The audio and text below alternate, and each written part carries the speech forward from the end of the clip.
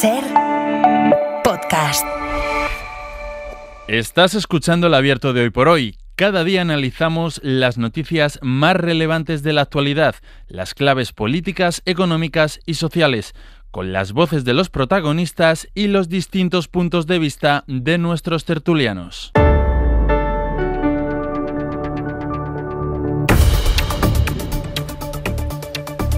Vamos a por el abierto de este viernes. Hoy es 24 de octubre y compartimos nuestra mesa de análisis con Antón Losada. Antón, buen día. Buenos días. Con Estefanía Molina. Hola, Estefanía. Muy buenos días, buen día. Y con Víctor Lapuente. ¿Qué tal, Víctor? Muy buenos días, José Luis. Hoy además creo que en Madrid, ¿no? Sí, en Madrid. aquí estamos. Justo un día que yo no estoy, va Víctor Lapuente y va a Madrid. Bueno, con vosotros vamos a ir comentando la actualidad, que tiene muchos asuntos. Una agenda política también que se fue complicando. Bueno, se fue entreteniendo la cosa ayer a última hora con esta consulta que anunció Junts, que pilló a Pedro Sánchez en la comparecencia en Bruselas, y también con las novedades que vamos conociendo a partir del escándalo de los cribados, un asunto que les contó la SER desde primera hora y del que no queremos perder la pista en la medida en que, sobre todo, lo que más importa de aquí es la solución para esas 2.000 pacientes que no fueron informadas de que había sospechas en sus pruebas en los cribados del cáncer de mama. Mercedes Díaz Sevilla, ¿qué tal? Buenos días, Mercedes. Hola, buenos días. Decía que hubo novedades ayer a última hora, entre ellas las que tú contaste anoche ya en Hora 25, porque esto lo supimos a lo largo del día, Mercedes, que la Fiscalía iba a agrupar todas las denuncias y a ponerse sobre el caso. Pero es que además la última novedad es que aquella denuncia a la que el consejero Antonio Sanz, el consejero de Salud de la Junta, se refirió como infundios, aquella denuncia de Amama que decía que había pruebas que ellas no localizaban, que desaparecían, eso, Mercedes, también lo va a investigar la Fiscalía. Sí, eso lo va a investigar la Fiscalía de Sevilla. Abre diligencias sobre esos supuestos cambios en las imágenes y en los informes que ven las pacientes en ClíSalud de sus mamografías después de recibir esa denuncia de Amama en la que hablaba de los supuestos delitos de obstrucción a la justicia, de encubrimiento o de delito contra la seguridad de la información sanitaria. La asociación Amama pide en esa denuncia el volcado de los servidores del SAS, donde pueden estar todos los historiales clínicos de las pacientes, y ofrece a un sanitario del Hospital Virgen del Rocío de Sevilla como testigo protegido. Esta persona le ha contado a la asociación que se están borrando datos del programa Diraya, que es el programa que se usa en el SAS y es el soporte informático donde aparece la historia clínica electrónica de los ciudadanos. La Consejería de Salud, en un comunicado, ha explicado que cualquier estudio radiológico queda siempre grabado en el sistema, que no se puede borrar nunca, que lo que sí puede ocurrir es que aparezcan las imágenes originales y las imágenes generadas durante todo el proceso de estudio. De ahí que puedan aparecer dos imágenes de la misma proyección, una señalada y la otra que no esté señalada. Eso es lo que dice la Junta, cómo responde el Servicio Andaluz de Salud para dar su explicación respecto a estas denuncias de modificaciones. Ocurre que, precisamente, Mercedes, tú misma ayer nos contabas el caso de Manuela, es una vecina de Aznalcóllar en Sevilla y que es otro testimonio que describe cómo ella, por lo menos en su caso, se aprecia una modificación en ese diagnóstico. Ella se llama Manuela Delgado, vive en la localidad sevillana de Aznalcóllar. Ella entró en ClíSalud la semana pasada y la semana pasada la lesión que tenía en su mama izquierda estaba marcada en rojo con un círculo y con una cruz. Ahora ya no lo está. Antes en su informe médico se leía que tenía un nódulo posiblemente benigno, categoría 3, y que necesitaba una nueva prueba, una ecografía. Ahora no aparece la firma de ningún médico en ese informe, no se hace referencia a ningún nódulo y simplemente se recomienda ampliar el estudio en el hospital y se le dice que va a ser citada en la unidad de radiodiagnóstico. Vamos a escuchar a Paqui, es la hermana de Manuela, vive con ella, y también a la afectada, que no tuvo la picardía de hacer una captura de pantalla la semana pasada porque nunca pensó que nadie fuera a cambiar lo que ya había visto. No, ya no pone la información que tiene, lo que tiene. Ya solo pone que tiene que ir a revisión, punto. Ahí está la mamografía, sin nada que le señale que tiene nada, a no ser que un médico lo viera y pensara que tiene algo, pero ahí hay 4 mamografías, ni pone facultativo, ni siquiera pone que tiene un nódulo, ni bueno ni malo, nada. El diagnóstico también se ha desaparecido. Es que no pensé nunca en la vida que alguien pudiera hacer eso, borrar nada y además que se lo permitiera. Pues nada, que el SAR reitera que las pruebas diagnósticas están siempre conservadas en la historia clínica de cualquier paciente y que está garantizada su trazabilidad. Las explicaciones se las tendrá que dar la Consejería de Salud también a la Fiscalía Superior de Andalucía, que ha agrupado todas esas denuncias que presentaron el defensor del paciente, los casos particulares de afectadas y la denuncia de Adelante y la denuncia de Izquierda Unida. Todo eso lo investiga un fiscal de Granada. Gracias, Mercedes. Buenos días. Dejadme saludar a esta hora de la mañana a Anabel. Anabel, buenos días. Hola, buenos días. Déjame preguntarle primero cómo está. ¿Usted cómo se encuentra? Pues ahora mismo me encuentro bien, un poco dolorida. Hace una semana que me han operado y nada, un poco dolorida, pero bien. Ya un poco más tranquila de que no tengo ya el cáncer dentro del cuerpo. Déjeme explicar cuál es su historia. Usted fue a hacerse un cribado en 2023, ¿verdad? Sí. ¿Y qué pasó ahí? ¿Qué pasó a partir de ahí, Anabel? Pues yo me llamaron por teléfono en noviembre del 2023 para una mamografía de los 50 años y me citaron en una unidad móvil. Entonces, cuando terminamos de hacer la prueba, me dijeron que nada, que si en 15, 20 días no recibía ninguna carta ni ninguna llamada, pues que estaba todo bien. Pues yo he estado muy tranquila durante un año, hasta que un día recibí otra llamada de teléfono para citarme para otra mamografía y una ecografía.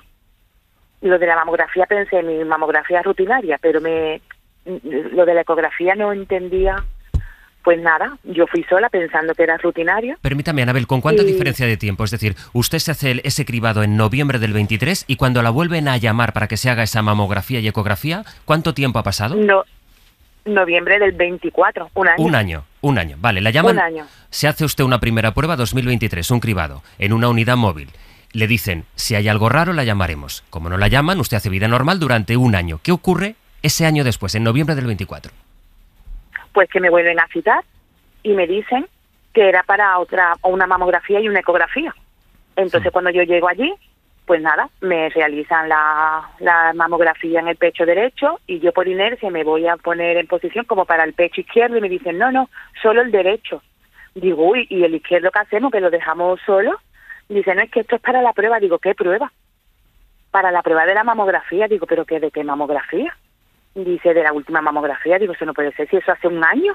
La mujer se quedó helada, que con la cara ya del personal ya vi yo que ahí había algo. Pues nada más, terminamos la mamografía, me pasan con el radiólogo para la ecografía. Igualmente, el radiólogo se quedó con la cara que yo dije, ¿qué está pasando? Cuénteme usted. Nada, no se preocupe, todavía estamos a tiempo. Digo, ¿pero esto qué? ¿A tiempo de qué? Digo, es que parece esto una película de miedo. Total, yo ya me dijeron que ahí había algo malo y yo ya sabía que... Pues nada, me dijo que por rutina que me iban a hacer una biopsia. Y entonces yo ya realmente ya me caí a cuadro y ya me puse muy nerviosa porque ya me puse a investigar yo y resulta que mi mamografía del año 23 la vieron a los pocos días 2 radiólogos. Cuando el primero puso revisión anual y el segundo puso que necesitaba una mamografía y una ecografía para descartar lo que estaba viendo en esa mamografía. Y a mí nadie me llamó. De hecho, al día de hoy nadie me ha vuelto a llamar para decirme cómo estás o esto era de esto y explicarme qué es lo que está pasando. Nadie. Eso sí, muchísimas gracias a los médicos, sobre todo a este radiólogo que conmigo me dio la mano y todavía no me ha soltado, a todos los profesionales, a todos, a Mercedes de la cadena SER por darnos voz, que es mi ángel de la guarda, no tendré vida para agradecerle, y a todos vosotros en general que nos estáis ayudando a dar voz a un problema tan grave como el que tenemos encima.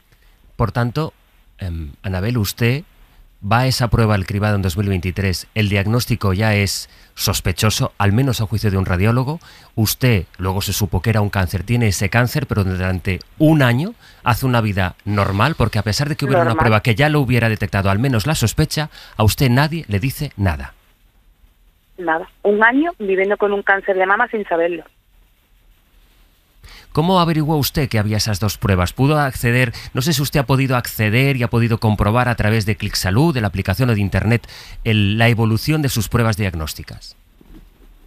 Yo no tengo ClickSalud. Yo lo que sí llevo muchísimo tiempo averiguando esto, porque yo llevo desde enero, porque a mí no me deja vivir esto. Yo digo que yo estoy muerta en vida. Yo sigo adelante porque tengo familia y tengo una gente alrededor que no me la merezco, pero yo llevo detrás con un abogado de Amama, yo llevo desde enero detrás de esto.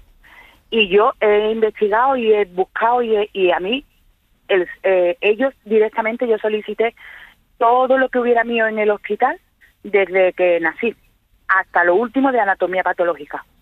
Y es un desastre, es un desastre.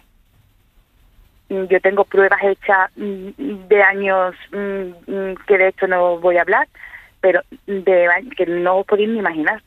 Y yo no tengo, no me han, no han analizado pruebas que dicen que el 95% eso es una prueba de que hay un cáncer de mama. Anabel, Esto no tiene sentido. En una prueba posterior creo que se le detecta a usted un tumor en la otra mama, en el otro pecho. Sí, este radiólogo tiene por costumbre, gracias a Dios, porque es una persona muy empática con las mujeres y hombres, entonces él va al problema del pecho donde está el problema, pero él también revisa el otro pecho. Entonces cuando me hizo la biopsia del derecho, ya nos pusimos para solucionar el cáncer de mama. En una de las últimas pruebas que me hicieron, que fue una mamografía con contraste, él ya ahí revisó las 2. Y en la ecografía también revisó las 2. Y salió que también había otro nódulo benigno en el pecho izquierdo. Yo he estado luchando porque también me quitaran el pecho izquierdo, porque no podría vivir pensando que tenía ahí otro tumor, otro nódulo, aun siendo benigno, que el día de mañana se fuera a lo contrario y yo no podría vivir. Entonces, los médicos, el doctor Sousa, que es el doctor que me ha operado, que también le agradeceré durante toda mi vida, me estuvo explicando el pro y el contra de quitarle la mama. Contra. Lo que han hecho ha sido, me han quitado el bultito, me han limpiado muy bien la mama, pero no me la han quitado porque me han explicado el pro y el contra, y he entendido que no era bien el quitar la mama, pero sí que me han quitado, estoy tranquila porque me han quitado el problema que había en esa mama. ¿Hay en su entorno, usted conoce más casos de gente que esté esperando el resultado de pruebas o que tenga dudas respecto a las pruebas que se hizo? Mira, mi hermana se hizo la mamografía en el año 23 detrás mía, a los 3 días. Y al día de hoy no la ha llamado nadie. Supuestamente la tienen que llamar a primero del mes que viene para la siguiente, la de los 2 años siguientes. Y todavía ni para bien ni para mal la ha llamado nadie. No ha recibido una carta, no ha recibido una llamada, nada. Lo que establecía el protocolo es que si no llamaban era porque no había sospechas, lo que ahora eso es lo que usted cuestiona, en vista de su propia experiencia. Claro, claro. ¿Quién dice que ahí no hay un problema? Porque yo estoy viviendo con un cáncer de mama durante 1 año y para ello no había ningún problema. Porque no me habían llamado. Y hoy por hoy tengo el pecho derecho que no lo tengo. ¿Ha tenido usted ocasión de hablar en este tiempo con algún responsable de la Junta, algún responsable de gestión o del Servicio Andaluz de Salud? Sí, yo hablé con la consejera, con Rocío. Fui a la consejería con mis compañeras, el abogado y la presidenta de Amama. Y le pregunté que me dijera, que por favor me dijera quién no me llamó, que por qué no me llamaron. Nada, no lo saben. No nos respondió. Anabel, ¿cuánto le queda de recuperación? ¿Qué le han dicho los médicos? Pues de momento yo terminé mi quimioterapia con mi inmunoterapia, pasé a la cirugía y ahora mismo no le puedo contestar a eso porque la revisión la tengo con la oncóloga el día 7 y para el mes que viene a finales con el cirujano. Entonces ahora no sé qué es lo que sigue después de la cirugía. Espero que por favor no haya quimioterapia. Los mejores deseos, Anabel. Un abrazo y muchísimas gracias por contarlo esta mañana en la cadena SER. Muchísimas gracias. Solamente me dan un segundo para decir que por favor, que por nuestras hijas, nuestras hermanas, por todas las mujeres de España, que todo el mundo vaya el día 26, domingo a las 12 de la mañana a San Telmo, que esto no es política, esto es salud y la vida de mujeres y hombres con problemas de cáncer de mama, que del cáncer no se libra nadie, que nadie sabe cuándo le puede tocar a uno, y hoy es por mí y mañana es por ti, pero que en cuestión de la sanidad pública es de todos, nos afecta a todos con cáncer. Mi hermana ha ido esta mañana, se ha ido al trabajo con un ojo cerrado, porque ha ido a las 7:30 de la mañana al ambulatorio, había una cola de 20 personas por delante. No es justo, no es justo. Estamos hablando de una necesidad de un médico y lleva 20 días pidiendo una cita y no le dan cita porque está la agenda cerrada. Esto tiene que cambiar por el bien de todos. Por supuesto, con el problema del cribado de cáncer de mama, por supuesto, pero en general tiene que cambiar todo en cuestión de sanidad pública, sanidad justa y sanidad buena y en condiciones para todos, con, sin cáncer, pero todo el mundo necesita una sanidad en condiciones. La pagamos y lo merecemos. Por favor, que todo el mundo vaya a la manifestación del día 26, domingo. Hoy por mí, mañana por ti. Anabel, un abrazo fuerte. Muchísimas gracias por darnos voz. Muchas gracias. Gracias. El Abierto. Ser podcast.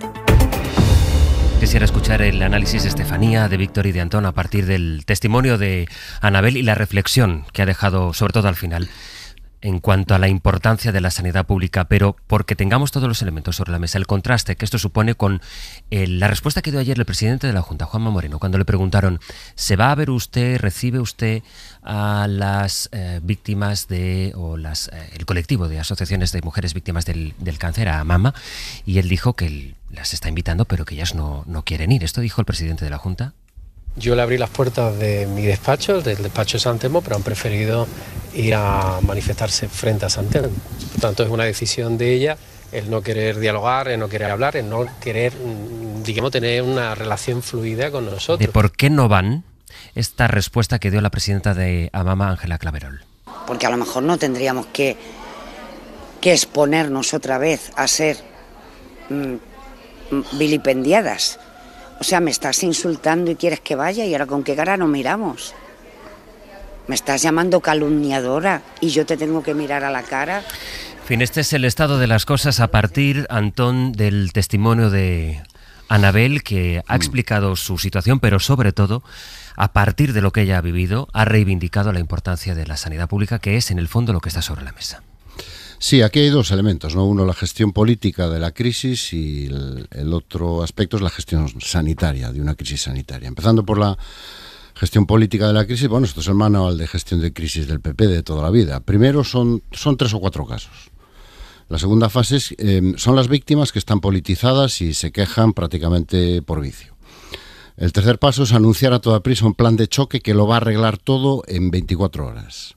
Y el quinto paso en el que estamos ahora es la opacidad total y absoluta, dar el asunto por terminado y que no sepamos exactamente lo que ha pasado. A día de hoy, no sé si tú tienes esa información, José Luis, yo no la tengo. ¿Cuántas mujeres están afectadas? No lo sabemos.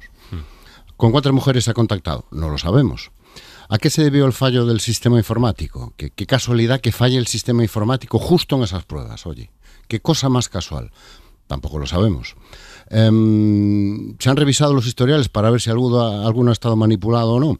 Dado el volumen de historiales que hay, me parece muy arriesgado por parte del nuevo consejero decir que no se ha tocado ninguno. Oiga, a lo mejor se ha tocado alguno. A lo mejor sin que incluso usted lo supiera. ¿En cuántos hospitales se han producido casos? No lo sabemos. Pero es que no lo sabemos ni tiene pinta de que nos lo vayan a explicar. Porque la actitud por parte de la Junta de Andalucía es que esto ya está terminado. Esto ya está resuelto. Dimitió la consejera y un nuevo consejero que sabe mucho de ventas de entradas de los conciertos de Van Gogh, pero muy poco de sanidad, y esto ya está arreglado. Y ahora que se expliquen las víctimas. Desde hace 24 horas, la Junta de Andalucía no hace otra cosa que exigirle explicaciones a las víctimas.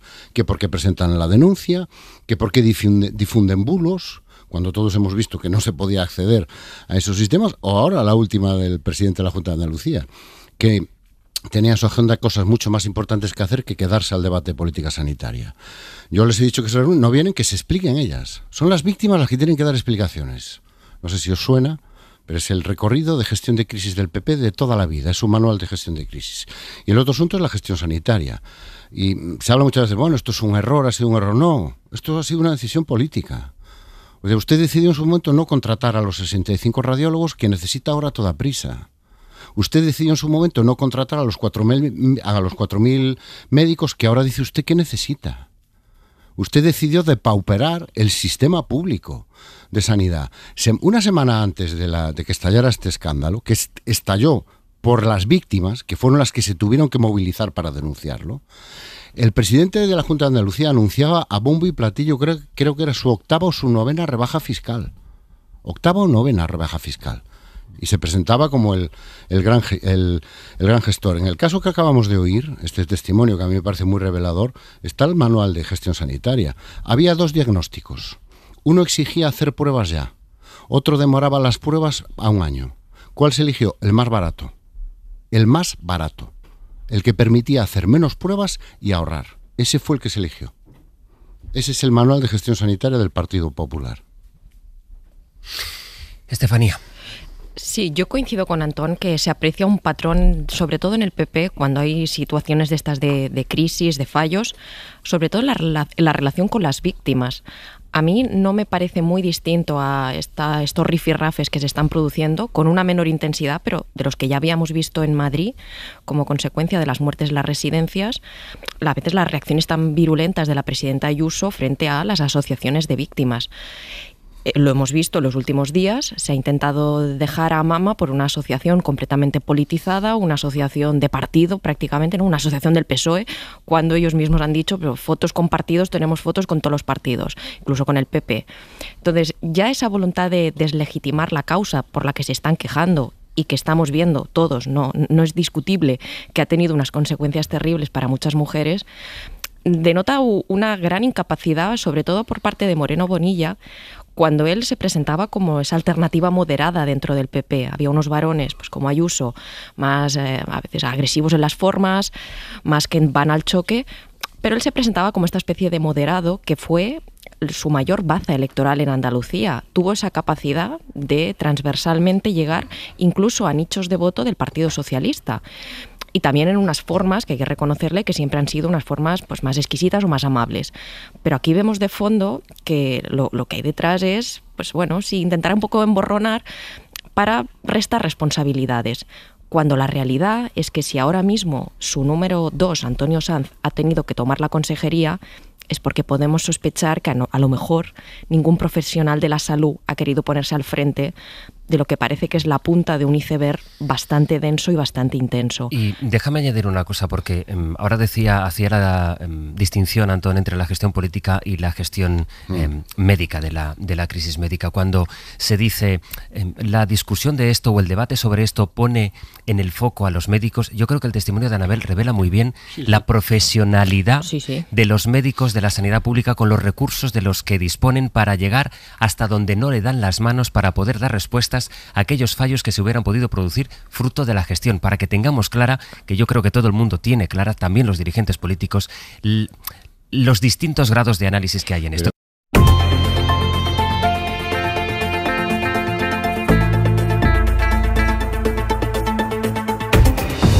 Este 24 de octubre que compartimos con Antón Losada, con Estefanía Molina y con Víctor Lapuente, a quien voy a dar la palabra porque todavía no hemos podido escuchar su análisis de los asuntos que estábamos comentando antes de las noticias de las 9, Víctor, y especialmente a partir de la reflexión y la reivindicación de la sanidad pública que ha hecho Anabel aquí en esta antena. Eso es muy importante, y lo que comentabas antes también del corte, ¿no, José Luis? La tensión en la que trabajan los profesionales de la salud en España, los médicos, los gestores de hospitales, máxima.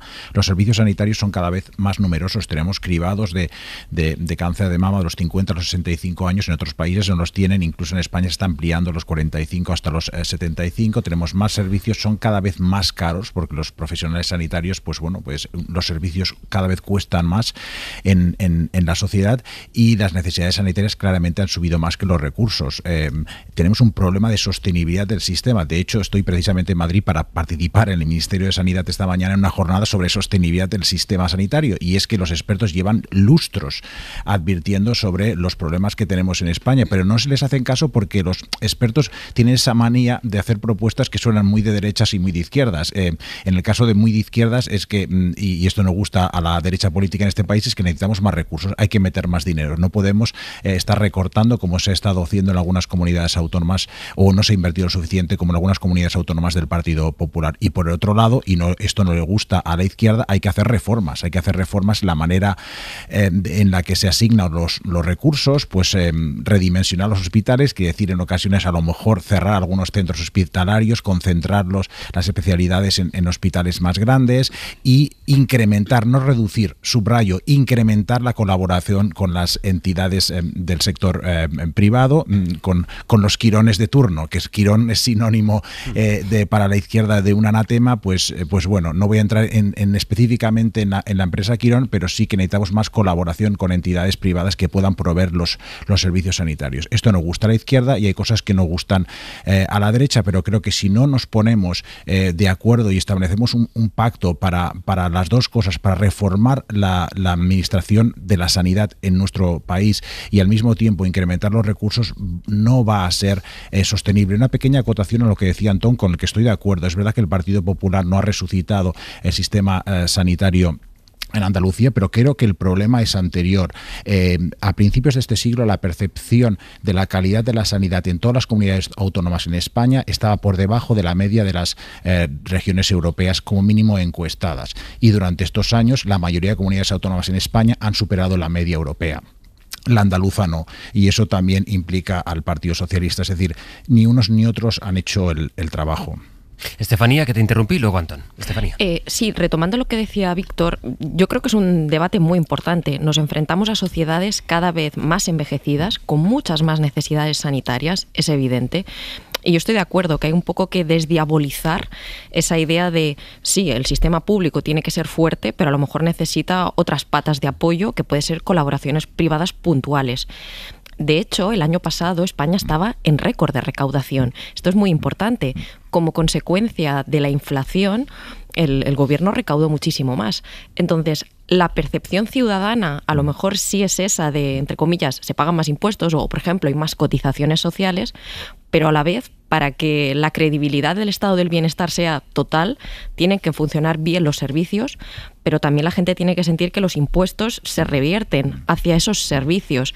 Lo estamos viendo las generaciones más jóvenes. Están descolgadas de la idea de un poco de pagar impuestos. Había unos datos que sacó recientemente el Ministerio de Hacienda, donde se veía claro que hoy en día la gente joven, pongamos hasta los 30 años, como un 40% pensaba que para qué sirve pagar impuestos. Y no sé exactamente para qué sirve pagar impuestos. Que esa cifra, hasta los 30 años, yo estuve mirando, en el año 93, era como de un 20%. Por tanto, la gente joven que sube, tal vez porque no han sido hacedores del estado del bienestar, como a diferencia de nuestros padres, ¿no?, que vivieron la transición, etcétera, son más críticos o tienen más capacidad de fiscalizar si algo no funciona. No piensan a lo mejor tanto que había antes cuando no teníamos todas estas prestaciones del desarrollo del estado del bienestar. Pero eso es muy importante, la percepción de lo que se aporta vuelve. Y ahí es evidente que estamos en récord de recaudación, pero luego las comunidades autónomas tienen sus prioridades. Entonces, es un poco lo que señalaba Anabel. Una cosa es la política y otra cosa es la gestión. Obviamente van de la mano, pero no todos son discursos. También tenemos que empezar a ser más conscientes de cuáles son las prioridades de los partidos y de los gobiernos que uno vota.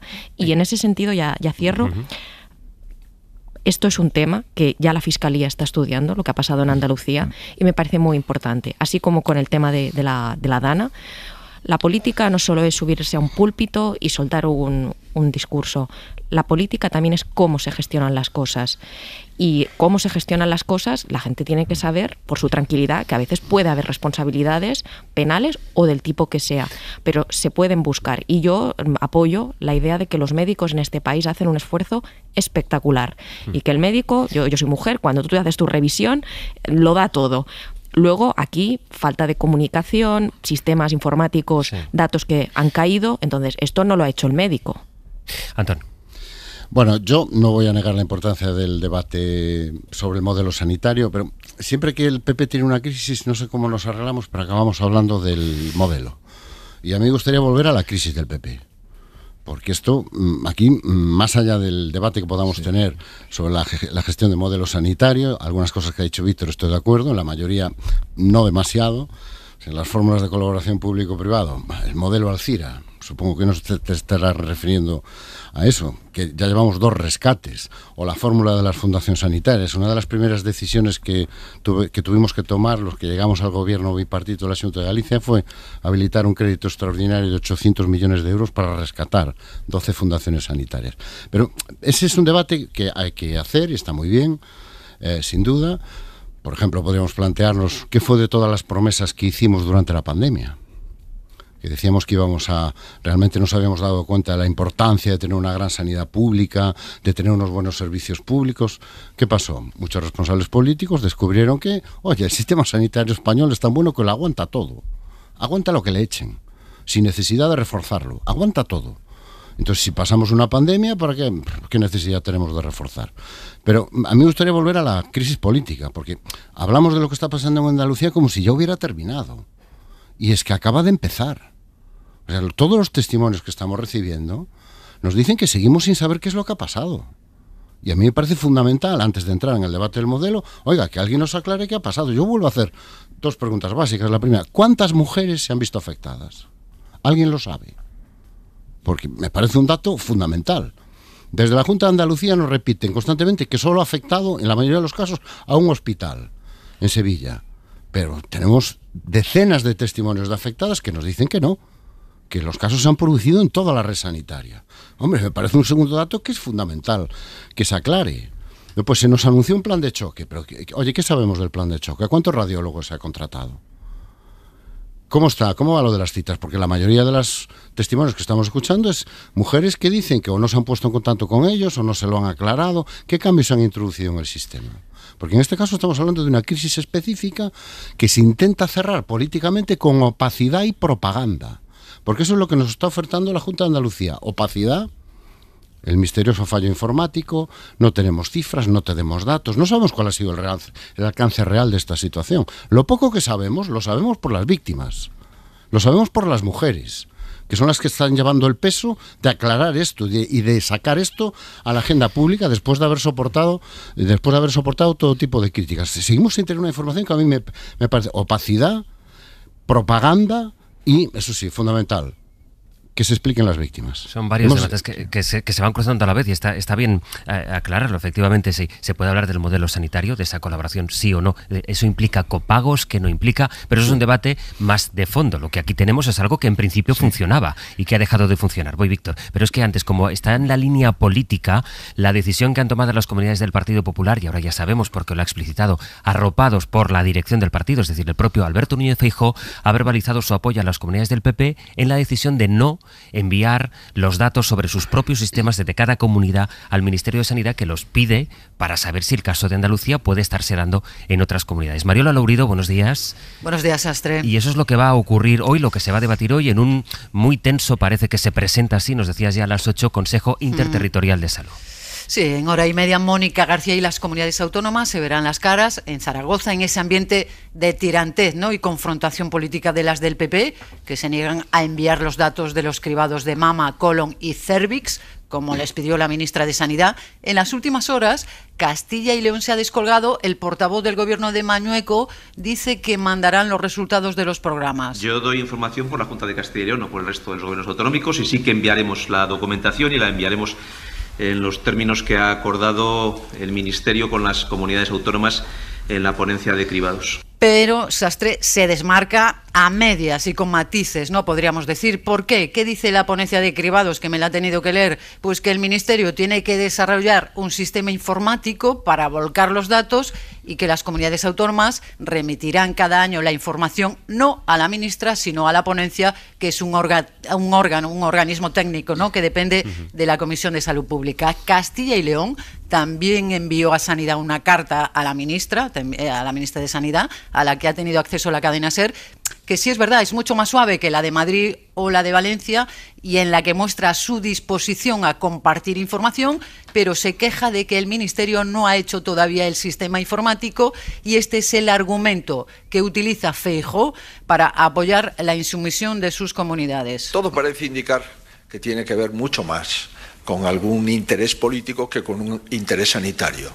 Y mezclar la sanidad con la política partidista es lo más irresponsable que se puede hacer desde un ministerio que se llama de Sanidad. Y esta actitud tiene escandalizado al presidente de la Asociación Española contra el Cáncer, Ramón Reyes. Nos parece impresentable que haya unas comunidades autónomas que no quieran dar datos. No lo podemos entender, porque los datos no son de las comunidades autónomas, son de los pacientes. Fuentes de sanidad señalan que lo de la plataforma informática es una excusa porque las comunidades podrían enviar los datos en un Excel, y lo cierto es que alguna comunidad del PP reconoce en privado a la cadena SER que no entiende muy bien esta polémica estrategia del PP, porque en su caso, por ejemplo, los datos de los cribados son buenos.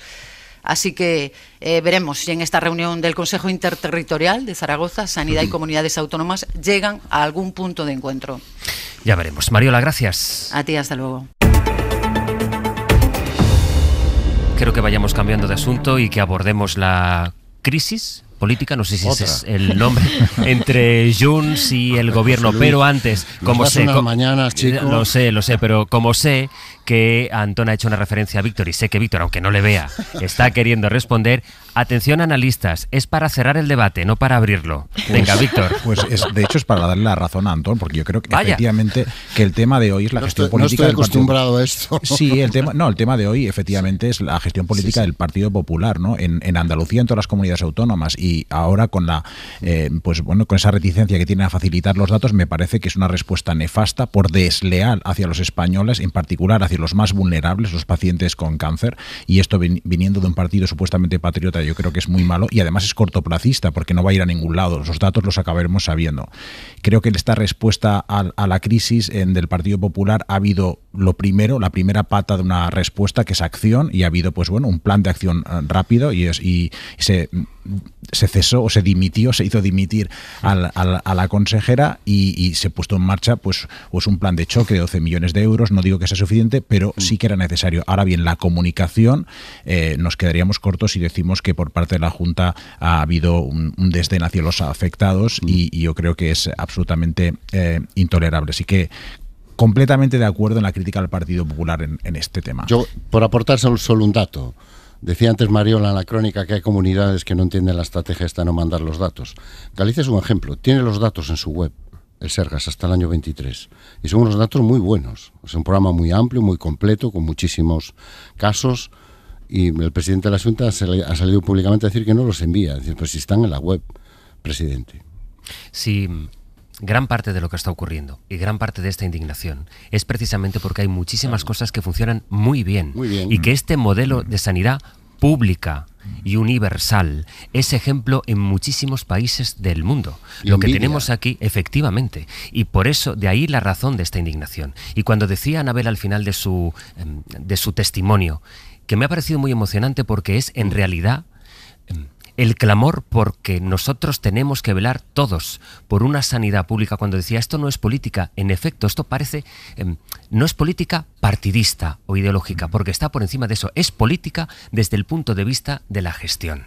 Y se enfatiza poco el gran esfuerzo, lo volveremos a decir, que hacen muchísimo más allá de su alcance las y los profesionales de la sanidad pública. Aquí de lo que se trata es de averiguar si en un modelo que funciona hay razones de falta de medios que puedan explicar que haya habido mujeres que tuvieran, como es el caso de Anabel, sospechas en su diagnóstico y no fueran informadas de eso. De eso es de lo que estamos hablando. Y por supuesto de la reacción política, porque la consejera que fue destituida o que dimitió o que presentó su renuncia ante Juanma Moreno fue sustituida por el hombre que es hombre fuerte de Juanma Moreno dentro del gobierno de la Junta, su mano derecha y consejero de presidencia, que salió a decir a mamá que estaba lanzando infundios y que luego comparó lo que había pasado con el problema de colapso para sacar entradas para un concierto. Pues de eso es de lo que estamos hablando. Xavi Abelló, Barcelona, buen día. Hola, ¿qué tal? Buen día. Y el jefe de Nacional de las Seres, Guillermo Lerma. Hola, Guille. Hola de nuevo, Sastre. En fin, pues eso, vamos con lo que no sé si llamar crisis, órdago. Ayer, mientras Pedro Sánchez estaba compareciendo en Bruselas, se enteró de que ya sabía que Junts iba a convocar en Perpiñán el lunes a la dirección del partido, pero de lo que se enteró Xavi es de que además piensan arropar la decisión que tome Junts con una consulta a la militancia. Es decir, para que lo tengamos claro, no se trata de que Junts pregunta a sus militantes, ¿quieren ustedes seguir con el PSOE o quieren que se acabe aquí nuestro apoyo? Sino que Junts tomara la decisión y luego le diera a los militantes, ¿están ustedes de acuerdo conmigo? Es un poco esto, ¿no? Sí, exacto. La dirección de Junts quiere dejar claro que si apuestan por la ruptura no habrá marcha atrás en la decisión, ya que harán pues que la militancia ratifique esa decisión en una consulta que, como decías, no será abierta, como por ejemplo hizo el partido para romper con Per Aragonés en su momento, sino para validar una decisión previamente ya tomada por Carles Puigdemont. Lo que de momento Junts no quiere adelantar son los términos en los que llevará a cabo el distanciamiento que Puigdemont quiere escenificar el próximo lunes. Y esto plantea uno de los principales interrogantes a partir de ahora. ¿Qué hará a la práctica Junts que suponga un cambio realmente sustancial respecto a lo que ha estado haciendo hasta ahora en los últimos meses, ya que, ya sabemos, ni ha votado presupuestos ni tampoco ha aprobado aquellas medidas del gobierno con las que no coincidía? Y es aquí cuando las especulaciones sobre una moción de censura entran en juego. El partido siempre ha sido bastante claro con que no sumaría apoyos para que Feijóo y Vox se pusieran a gobernar, pero en las últimas semanas es cierto que algunas voces de Junts no han querido cerrar la puerta categóricamente, al menos, a una moción instrumental, a elegir un candidato que únicamente se limitara a convocar elecciones, una posibilidad con la que, sin embargo, también mantienen aún cierta distancia. Sea cual sea el camino, Junts ha afrontado desde ya hace mucho tiempo el debate interno sobre la ruptura con el PSOE como un movimiento estratégico,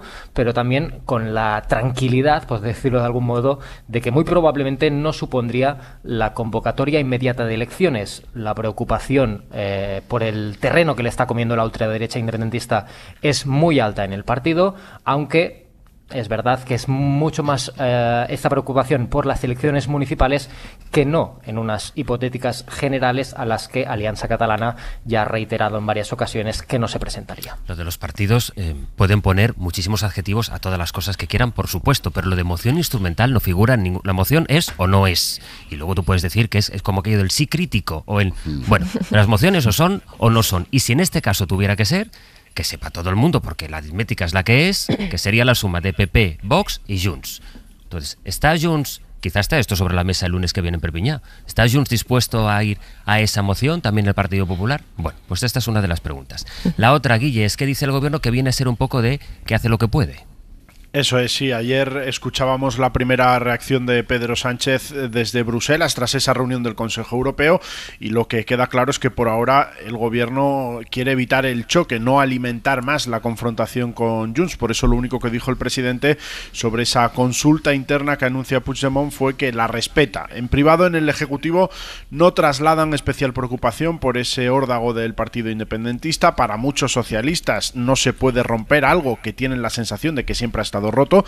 Recuerdan que los votos de Junts nunca han estado garantizados, ha habido que negociar carpeta a carpeta, ley a ley su apoyo. Lo único que sí que provocaría inquietud es que abiertamente los independentistas se abriesen a apoyar una moción de censura con el PP y Vox, y eso, aseguran, es algo improbable. La Moncloa reitera el mensaje que lleva lanzando desde hace semanas, dice que no es verdad que no esté cumpliendo con los compromisos adquiridos con los independentistas, la amnistía, la delegación de competencias en materia de inmigración, la oficialidad del catalán en Europa, son cuestiones que el PSOE ha defendido y planteado. Lo que ocurre es que no depende de ellos el éxito. Los tribunales, Podemos o el resto de países de la Unión Europea son los que han puesto zancadillas a esos tres temas en concreto. Hay otras cuestiones que sí que dependen de la voluntad de Sánchez, como por ejemplo esa reunión con el expresidente de la Generalitat. Ayer se le preguntó al jefe del Ejecutivo por este asunto y respondía con cierta desgana. Una de las cosas que está en su mano es reunirse con Puigdemont. ¿Pero cuántas veces me habéis preguntado?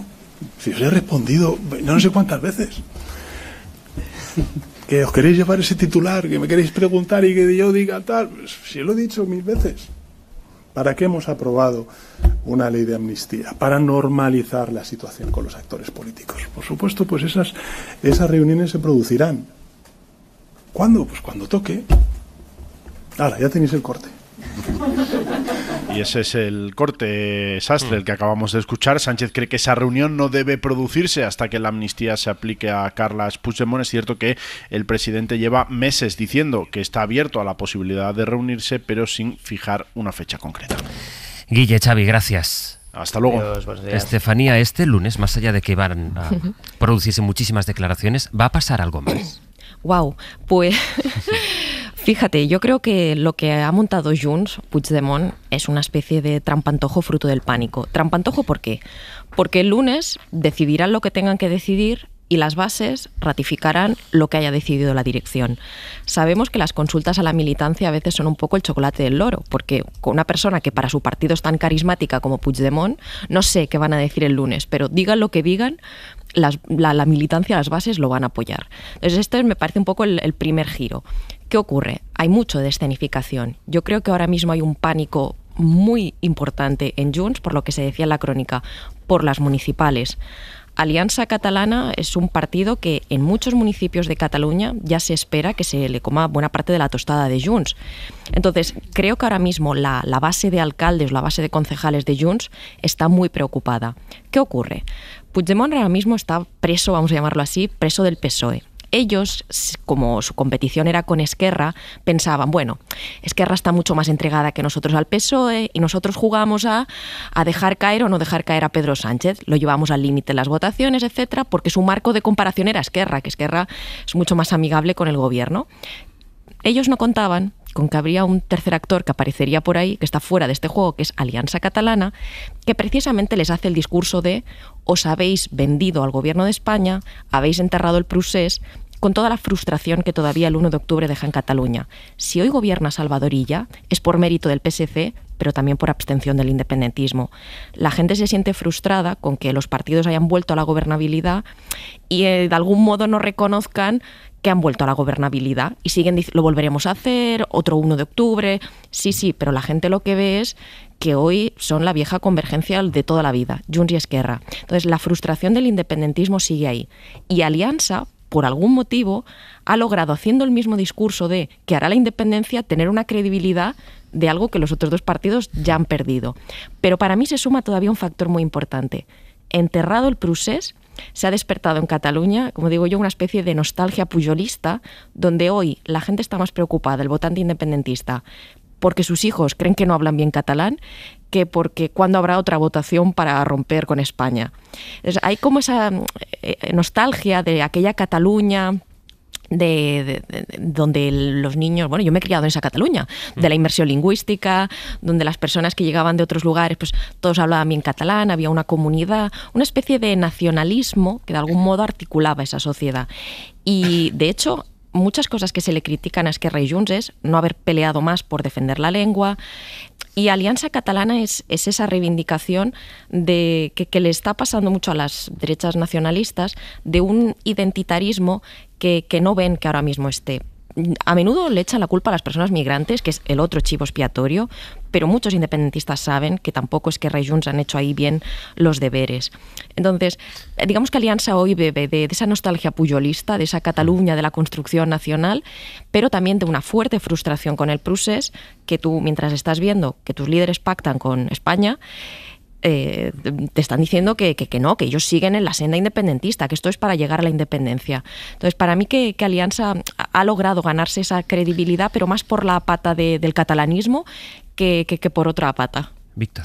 Pues estoy muy de acuerdo con lo que dice Estefanía. Yo creo que hay mucha escenificación por parte de Junts. Es una escenificación que está en una fase bastante poética, ¿no? Porque ayer hablaban de en otoño pasarán cosas que no han pasado hasta ahora. Y esta semana también decían aquello que no hay que hablar del cambio de hora, sino de la hora del cambio, ¿no? Están muy poéticos, pero esta teatralización obedece un poco a lo que decía, yo creo, Estefanía, ¿no? Esto no es un órdago al gobierno, esto es un órdago a Alianza Catalana, ¿no? Hay que llenar espacio mediático como sea en Cataluña. En estos momentos toda la discusión en esa región decisión y todo el run soterrado es sobre el ascenso de la Alianza Catalana, ¿no? Y ahora pues que se van a cumplir 2 años, el 9 de noviembre, del pacto con el PSOE, se trata de volver a estar mediáticamente ahí. Junts no puede romper con el Partido Socialista porque ya ha roto. Lo que no ha hecho es abrazar otra alternativa, pero no está en los brazos de Sánchez desde hace ya bastante tiempo. Y romper pues implicaría abrazar a otra, además de romper tienes que abrazar otra alternativa. En este caso, como comentabas, yo no veo un apoyo o un tripartito, una coalición tripartita con Vox, el PP y Junts. Junts aduce que la razón de este supuesto viraje es que no ha conseguido ni las transferencias de inmigración ni la oficialidad del catalán, pero yo creo que nadie en la vida deja a un socio comercial en un negocio porque no cumpla sus expectativas. Tú no comparas lo que te da un socio comercial con lo que debería haberte dado, sino con lo que te da otro socio comercial alternativo. Y ese otro socio comercial alternativo, que es el Partido Popular o Vox, desde luego no me parece ninguna alternativa mínimamente atractiva para Junts. Muy gráfica esa expresión del socio comercial. Antón. Bueno, a mí lo que me llama la atención es por qué ahora, ¿no? Porque si repasas la lista de incumplimientos, bueno, lo del catalán está en marcha en Europa y, en fin, salvo que Pedro Sánchez pueda obligar al gobierno alemán a decir que sí, no sé muy bien cuál es la alternativa. Lo de la amnistía, ya el Tribunal Constitucional yo creo que ya ha dejado una orientación muy clara de por dónde van a ir sus futuros fallos, y en el caso de lo de inmigración, hombre, quien tumbó el decreto fue el Partido Popular y Vox, con Podemos. Entonces, ¿cuál es el argumento? No, vamos a facilitar una moción de censura instrumento. No vamos con el PSOE porque no nos da lo de inmigración, y entonces vamos a hacer una moción de censura con el Partido Popular y con Vox, que votaron en contra de la transferencia de inmigración, que es una lógica muy fácil de explicar para cualquier persona que tenga un mínimo de sentido común, ¿no? Entonces yo, sinceramente, creo que la lógica es una lógica interna. Yo creo que en este momento hay mucho ruido en Junts, provocado por el ascenso demoscópico de Alianza Catalana. Hay inquietud, y yo creo que lo que quiere Puigdemont es resolver esa inquietud, calmar esa inquietud interna, escenificar, pero yo creo que es una escenificación más hacia adentro que hacia afuera, hacia los suyos que hacia afuera, que es escenificar la toma de decisiones en un consejo convocado el lunes, donde es probable que haya voces críticas a la continuidad del acuerdo y apuesten por la ruptura. Mantener, yo creo que la opción en este momento de Puigdemont es mantener, digamos, este acuerdo comercial puntual y estratégico, y legitimarlo, que es para lo que se convoca la militancia, para legitimar lo que tú quieres hacer. Entonces me da la sensación de que es una lógica, porque para las elecciones municipales faltan prácticamente 2 años. Entonces me da la sensación de que es una lógica, es una escenificación, efectivamente, pero yo creo que responde más a factores internos, a la situación interna que en este momento vive Junts y al propio despiste de Junts ante lo que le está pasando ante el ascenso de la Alianza Catalana. A Junts le está pasando con la Alianza Catalana un poco lo que al PP con Vox, que le está creciendo alguien por la derecha y no sabe muy bien cómo gestionarlo, no sabe muy bien cómo bloquear ese crecimiento, ¿no? Entonces es una escenificación hacia afuera, hacia adentro. Muy brevemente, yo coincido con Antón, que tiene que ver con la cantidad de encuestas que han salido dándole una fuerte pujanza a Alianza Catalana, pero yo creo que se suma un factor más. Creo que se ha instalado la impresión en Junts de que si gobernara ahora mismo la derecha en España, a ellos les iría mejor. Que esa es la otra derivada de todo esto. ¿Por qué? Porque Alianza crece por la frustración del procés, pero también por el tema de la inmigración. Y existe esta impresión de que si gobernara la derecha haría cosas pues más anti-inmigración, por decirlo así simplemente, y eso haría que mitigar un poco el auge de Alianza. Y también, y muy importante, porque yo creo que ahora mismo hay una ruptura entre la dirección y la base de alcaldes. Hoy Junts es el partido de Puigdemont y es para la amnistía de Puigdemont, y hay que decirlo así. Y hay gente que dice, mientras estamos para sostener la amnistía de este señor, a lo mejor perdemos aquí, yo qué sé, 200 ayuntamientos, por así decirlo, ¿no? Entonces, también hay ese miedo de que hoy los intereses de la cúpula no son los del partido. Veremos qué es lo que ocurre el lunes en esa reunión en Perpiñá, que marcará un poco la agenda, el inicio por lo menos de la agenda política de la semana que viene, que se completará el jueves con la declaración, la comparecencia en la Comisión Coldo del Senado de Pedro Sánchez, y antes y sobre todo el miércoles, el día 29, que es el aniversario de la Dana.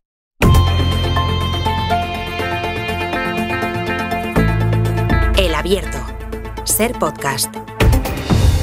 Y aquí en Radio Valencia, conmigo, Ana Durán. Ana, buen día. Hola, Sastre, buen día. Con esta novedad que les decía antes, que conocimos ayer, la jueza de Catarroja, que es la que está investigando qué ocurrió, cómo fue la gestión, ahora que hablábamos de gestión política, pues bueno, volvamos a la gestión política de la emergencia, la mayor emergencia a la que se han enfrentado los valencianos en la historia, que fue la Dana, decidió no llamar a declarar como testigo a Maribel Vilaplana, la periodista que, como saben, comió aquel día con Carlos Mazón, en la medida en que pudiera desviar la investigación hacia una persona que está aforada y, por tanto, perder la causa de su control. Ocurre que la Audiencia de Valencia, los 6 magistrados que componen la sala, han dicho, después de leer la carta de Maribel Vilaplana, reconsidere esta decisión a la jueza y sí que la va a tener que llamar a declarar como testigo y, por tanto, con obligación de decir verdad, para explicar por qué creemos que puede tener algo que decir que sea relevante para la investigación. Y eso es lo que ocurrió ayer, sobre lo que habló Mazón a la espera de que mañana se produzca la manifestación por el primer aniversario. Sí, la jueza de Catarroja además tardó apenas unas horas en asumir esa orden que le había dado la audiencia y cita a Maribel Vilaplana para el 3 de noviembre. Según el auto de la audiencia, la declaración debe acotarse a lo que la periodista pueda saber sobre las conversaciones entre Mazón y Pradas o sobre la reunión del CECOPI durante el tiempo que estuvieron juntos esa tarde. De esta forma se podría determinar si hay indicios sólidos para imputar al presidente, así lo dice claramente la audiencia, que ayer preguntado por esto dijo lo de siempre, que respeta los procesos judiciales. Ya lo ves que nunca hacemos valoraciones, lo que es importante es respetar los procesos y por eso no hacemos esas valoraciones. Ya lo habéis visto, otras administraciones no han optado por esta decisión, nosotros sí, que es el respeto permanente, en cualquier caso.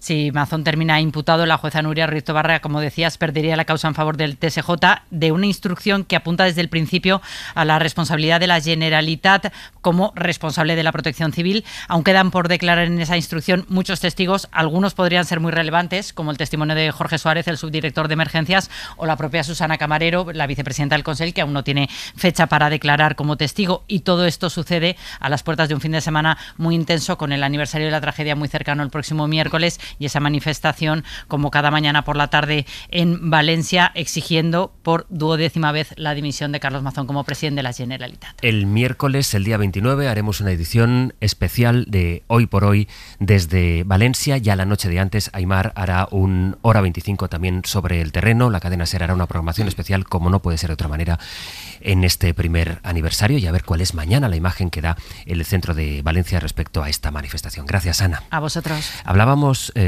vuelvo otra vez, Víctor, a la frase que nos ha dejado Anabel cuando nos decía, esto no es política en el sentido de no es política partidista. Aquí se trata otra vez de saber qué ocurrió y, por tanto, de recabar toda la información, y por eso la relevancia del paso que ayer obligó a dar la Audiencia de Valencia a la jueza de Catarroja. Sí, yo creo que declarar siempre es bueno, aclaran las cosas, ¿no? Y ya la propia Vilaplana rectificó parcialmente su relato inicial, reconociendo que la comida fue de casi 4 horas, pero quien ha incurrido en contradicciones es el propio Consell y el propio Mazón, ¿no? Y además ha habido ocultaciones durante 11 meses de vídeos que revelan la forma de actuar de emergencias en las horas claves, que no es precisamente la forma de actuar que nos intentaron decir en los primeros días después de la tragedia, ¿no? Porque podíamos imaginar, ¿no?, que se discutió la posibilidad de enviar un SMS masivo antes de las 8:30, pero ahora sabemos con concreción pues que hubo unas iniciativas muy claras, por ejemplo, para enviarlo a las 5 de la tarde, etcétera. Todo esto se tiene que dilucidar, ¿no? Pero lo que parece claro es que no fue el caos que nos quisieron vender, ¿no? Fue el propio Partido Popular el que durante los primeros meses intentó difundir esta idea de que hubo un caos, ¿no? Que en este caos pues hacíamos caso a los técnicos, no teníamos información suficiente. Pues bueno, no hubo apagón informativo, no parece que fuera un caos, y sí que parece que hubo opciones alternativas en la mesa, por ejemplo, envío de SMS a las 5 de la tarde, ¿no? Y yo creo que esto es muy importante. Es verdad que el Partido Popular está mirando las encuestas, es verdad que Mazón está muy tocado, pero el Partido Popular no está tan tocado. La derecha, según la mayoría de las encuestas, continuaría gobernando, que solo sea por la fragmentación de la izquierda en Valencia. Yo creo que se agarran un poco a eso, pero la verdad es que la figura política de Mazón, y ya veremos cómo avanzar en los próximos meses las investigaciones, está pues finiquitada, o deberíamos pensar que está finiquitada, ¿no? Me queda muy poco tiempo, 1 minuto para cada uno, Antón. Bueno, yo creo que la conclusión es muy clara. Primero, la decisión se toma por unanimidad. Segundo, dice y explica lo garantista que está siendo la instrucción de la jueza Núria Ruiz Tobarra, que ha sido obligada. Yo no quería llamar a esta testigo precisamente para mantener la integridad del sumario y de la investigación. Y un tercer elemento que yo creo que es una reflexión obligada, ¿no? Cuando desaparece el agua, la verdad emerge y la realidad emerge, y es lo que le está pasando a Carlos Mazón. Por mucho que corra, siempre, antes o después, acabará en su famosa comida y en lo que no ha sido capaz de explicar, que es que hizo en la tarde más importante de su vida, y seguramente la tarde más importante de la vida de muchísimos valencianos, cuando más necesitaban a su presidente. Contigo cierro, Estefanía. Sí, la declaración de Maribel Vilaplana a mí me parece fundamental, porque si ella estaba allí y asistió a llamadas que hizo Mazón, tiene mucha información, yo creo, relevante para el caso. Y luego también recordar que ella tuvo un poco ese cambio de versión. Primero dijo que había estado allí entre las 3 y las 5:45, se había marchado, y luego dijo que sobre las 6:45. Más allá de eso, lo que me parece clamoroso de todo este caso es que para diferenciar lo que eran las competencias de la Comunidad Valenciana ha tenido que intervenir la justicia. Lo que es clarísimo es que las competencias de emergencias son de las comunidades autónomas, de protección civil, los que tenían la responsabilidad de enviar esas alertas. Y a partir de ahí, si hay responsabilidad penal o no, o del tipo que haya. Pero yo creo que aquí el PP ha intentado emborronar, bueno, aquí la responsabilidad es de todos, y si es de todos no es de nadie. Se ha criticado que el Gobierno de España a lo mejor podría haber hecho más en el post, pero en el antes, las competencias, insisto, de emergencias y alertas son de las comunidades autónomas.